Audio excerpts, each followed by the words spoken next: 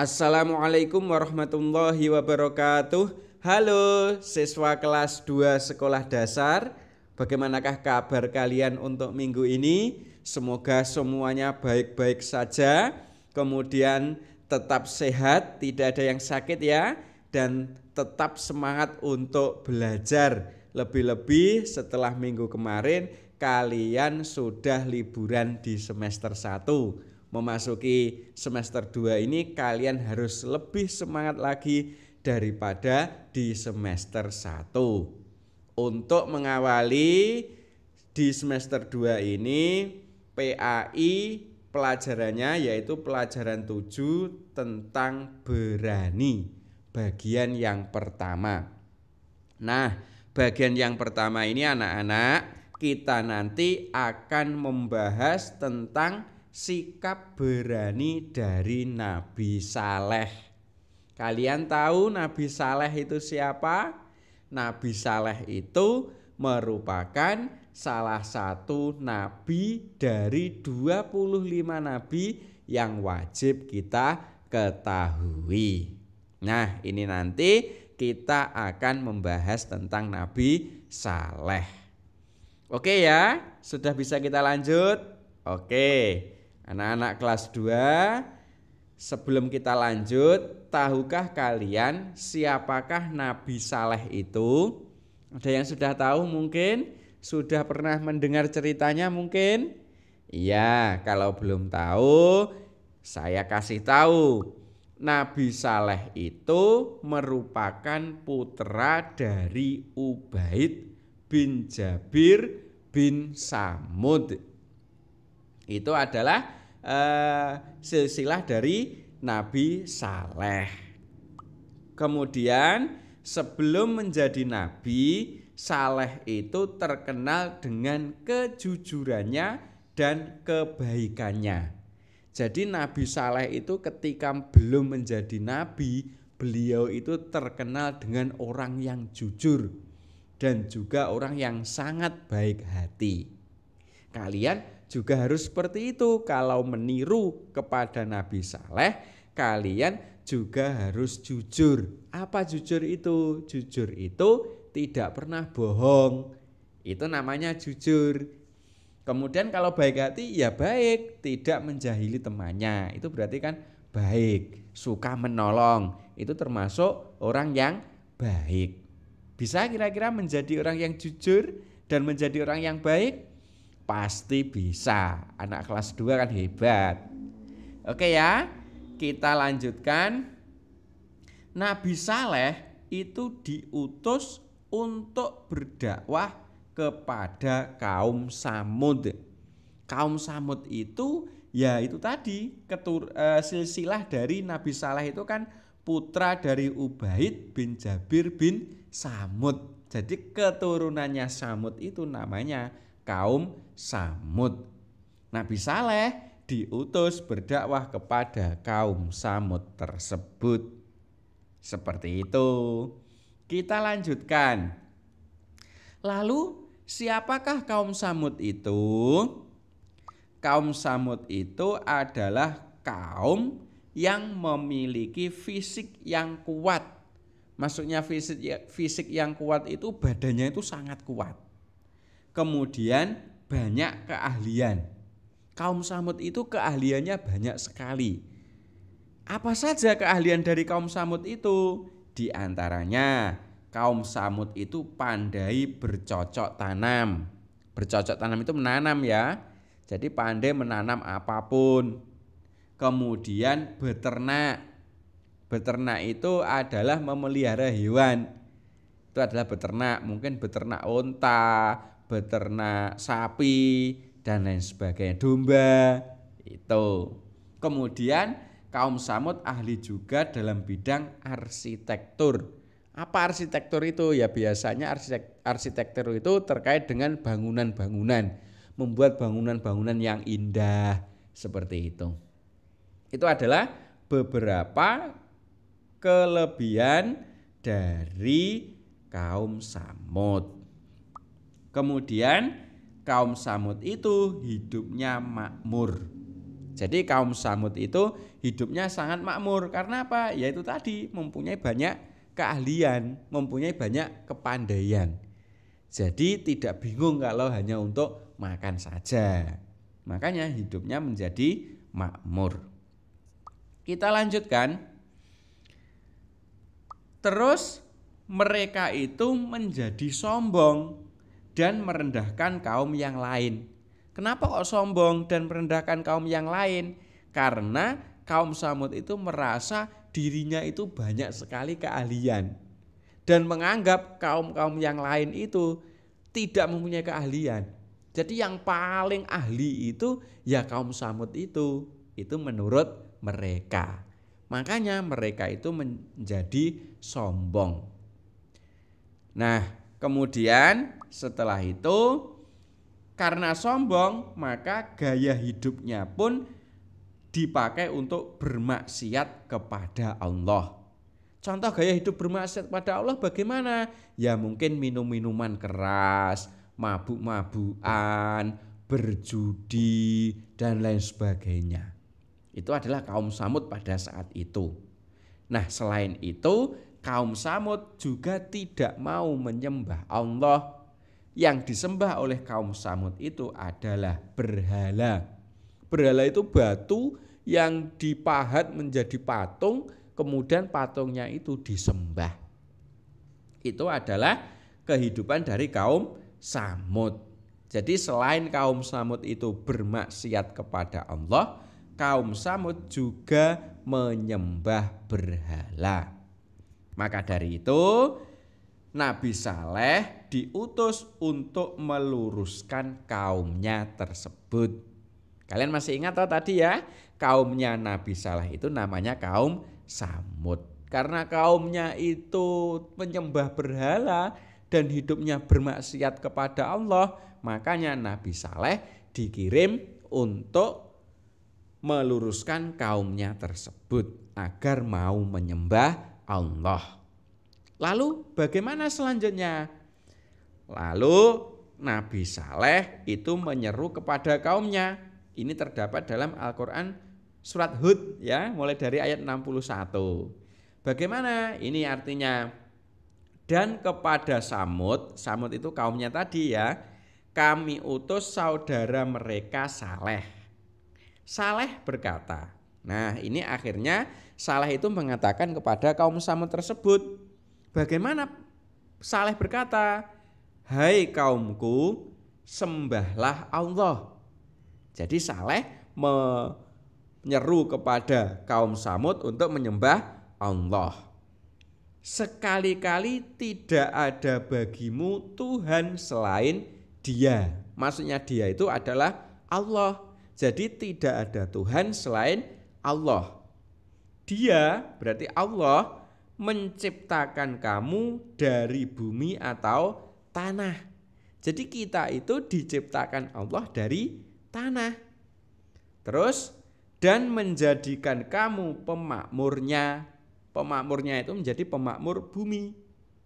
Karena itu mohonlah ampunan kepadanya, kemudian bertobatlah kepadanya. Sesungguhnya Tuhanku amat dekat rahmatnya, lagi memperkenankan doa hambanya. Jadi Nabi Saleh itu menyeru kepada kaum Samud untuk meyakini bahwa Allah itu adalah Tuhan satu-satunya. Kemudian kaum Samud diminta untuk memohon ampun kepada Allah dan bertobat kepada Allah. Seperti itu seruan dari Nabi Saleh. Kemudian bagaimana tanggapan dari kaum Samud? Nah, mendengar seruan itu kaum Samud menjadi marah. Ya. Kemudian kemarahan mereka itu tidak membuat Saleh mundur. Beliau tetap berani berdakwah kepada kaumnya. Jadi ketika Nabi Saleh itu menyeru kepada kaumnya dan kaumnya menjadi marah, tapi kemarahan kaumnya itu tidak menyebabkan Nabi Saleh mundur untuk berdakwah.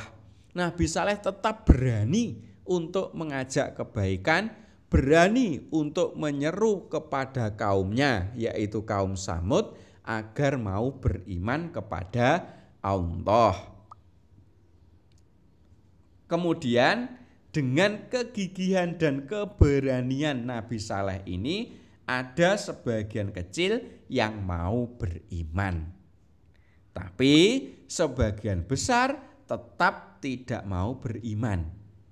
Akhirnya orang yang tidak mau beriman tadi menjawab dari seruan Nabi Saleh tadi. Bagaimana jawaban kaum Samud yang tidak beriman tadi? Maka ini terdapat dalam surat Hud ayat 62, terusannya tadi. Kaum Samud itu berkata, "Wahai Saleh, sesungguhnya kamu sebelum ini adalah seorang di antara kami yang kami harapkan. Apakah kamu melarang kami untuk menyembah apa yang disembah oleh bapak-bapak kami? Dan sesungguhnya kami betul-betul dalam keraguan yang menggelisahkan terhadap agama yang kamu serukan kepada kami." Ini adalah jawaban dari kaum Samud. Kaum Samud itu menjadi ragu, menjadi bimbang, dan menjadi bingung atas seruan dari Nabi Saleh itu tadi. Karena menurut bapak-bapaknya yang disembah ya berhala itu tadi. Ternyata ada seruan dari Nabi Saleh yang terkenal kejujurannya untuk menyembah Allah. Makanya kaum Samud menjadi bingung. Nah, untuk memastikan bahwa Saleh itu benar-benar utusan Allah, akhirnya kaum Samud meminta Saleh untuk menunjukkan mukjizatnya. Jadi agar kaum Samud itu percaya kepada Saleh bahwa Saleh itu memang benar-benar diutus oleh Allah, maka kaum Samud meminta Nabi Saleh menunjukkan mukjizatnya. Kira-kira apa mukjizat Nabi Saleh yang ditunjukkan kepada kaum Samud? Apa kira-kira? Tahu anak-anak kelas 2? Nah, kita lanjutkan, nanti akan ada mukjizatnya. Maka jawaban Nabi Saleh ketika diminta untuk menunjukkan mukjizatnya tadi adalah ini. Jawabannya Nabi Saleh ya, "Hai kaumku, inilah unta betina dari Allah sebagai mukjizat yang menunjukkan kebenaran untukmu. Sebab itu biarkanlah dia makan di bumi Allah dan janganlah kamu mengganggunya dengan gangguan apapun yang akan menyebabkan kamu ditimpa azab yang dekat." Jadi setelah Nabi Saleh diminta untuk menunjukkan mukjizatnya, maka Nabi Saleh menunjukkan unta betina. Yang unta betina itu dikeluarkan dari batu. Nah, itu. Kemudian Nabi Saleh mengatakan, "Wahai kaumku," yaitu kaum Samud, "ini ada unta betina sebagai mukjizat dan janganlah kamu mengganggu unta betina ini. Kalau kamu mengganggunya, nanti akan diazab oleh Allah." Seperti itu kira-kira yang disampaikan Nabi Saleh kepada kaum Samud yang minta mukjizat tadi. Nah, setelah melihat mukjizat Nabi Saleh, yaitu berupa unta betina yang keluar dari batu itu tadi, maka sebagian tadi mau beriman. Jadi sebagian kaum Samud itu mau beriman setelah melihat mukjizat dari Nabi Saleh itu. Tapi sebagian lagi tidak mau beriman, bahkan semakin benci dan marah kepada Nabi Saleh. Nah, karena sudah benci, maka orang-orang yang tidak mau beriman tadi merencanakan untuk membunuh untanya Nabi Saleh beserta membunuh Nabi Saleh itu sendiri. Jadi orang-orang yang tidak mau beriman tadi berencana akan membunuh unta betina itu tadi dan juga akan membunuh Nabi Saleh. Lalu bagaimana? Nah, ketika niat itu ternyata yang bisa dibunuh hanyalah untanya Nabi Saleh. Karena Nabi Saleh itu dilindungi oleh Allah sehingga orang kafir tidak bisa membunuh Nabi Saleh. Kemudian melihat untanya itu terbunuh, maka Nabi Saleh dengan gagah berani menemui kaumnya agar beriman dan takut kepada azab Allah. Jadi setelah untanya Nabi Saleh itu dibunuh dan Nabi Saleh itu berencana juga mau dibunuh tapi gagal, Nabi Saleh masih tetap gagah berani untuk berdakwah, masih berani untuk menyeru kepada kaumnya agar beriman kepada Allah. Karena kalau tidak mau beriman, maka kaumnya itu nanti akan diazab oleh Allah. Kenapa kok diazab oleh Allah? Karena sudah membunuh unta betina yang merupakan mukjizat dari Nabi Saleh itu tadi. Nah, setelah diberi dakwah itu tadi, bagaimana jawaban dari kaum Samud? Kaum Samud tersebut malah menantang agar mendatangkan azab itu. Ini, jadi kaum Saleh itu bukannya mau beriman karena mau diazab, tapi malah menantang. Wahai Saleh, kalau memang azab Allah itu benar-benar ada, coba datangkanlah kepada kami. Itu jawaban dari kaum Samud. Lantas apa yang dilakukan oleh Nabi Saleh? Maka Nabi Saleh menjawab, ini juga terdapat dalam Al-Quran. Jawabannya bagaimana? Bersukarialah kamu sekalian di rumahmu selama 3 hari. Itu adalah janji yang tidak dapat didustakan. Nah, melihat jawaban ini selama 3 hari itu adalah jeda waktu agar kaum Samud itu mau beriman. Bagi yang tidak mau beriman, nanti di hari keempat akan diazab oleh Allah. Kemudian selanjutnya setelah ditunggu sampai 3 hari kaum Samud tidak mau beriman, maka Nabi Saleh meninggalkan kaumnya. Kenapa ditinggalkan? Karena kaumnya di hari keempat akan diazab oleh Allah.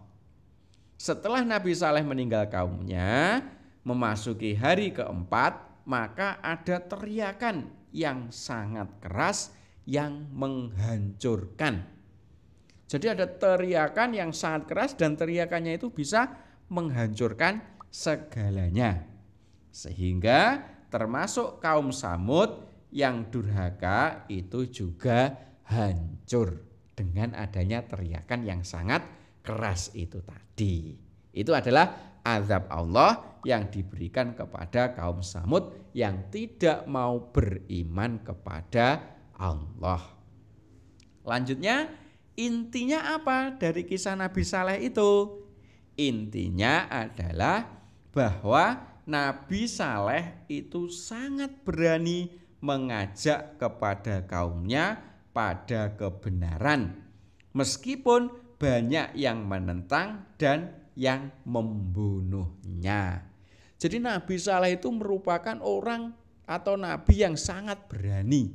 Kenapa disebut sangat berani? Karena sudah ditolak berkali-kali, bahkan akan dibunuh oleh kaumnya, tapi Nabi Saleh masih saja menyeru kepada kaumnya agar beriman kepada Allah. Makanya ketika kita meniru Nabi Saleh, maka kita juga harus berani untuk mengajak pada kebenaran kepada orang-orang yang ada di sekitar kita. Jadi kalian kelas 2 itu juga harus berani mengajak kepada kebenaran. Siapa saja yang diajak? Ya orang-orang yang ada di sekitar kita. Misalnya teman kita. Misalnya teman kita berbuat salah, maka kita harus mengingatkan teman kita untuk diajak pada kebenaran. Itu ya. Bisa kira-kira kalian berani mengajak teman kalian untuk berbuat kebaikan, untuk berbuat kebenaran.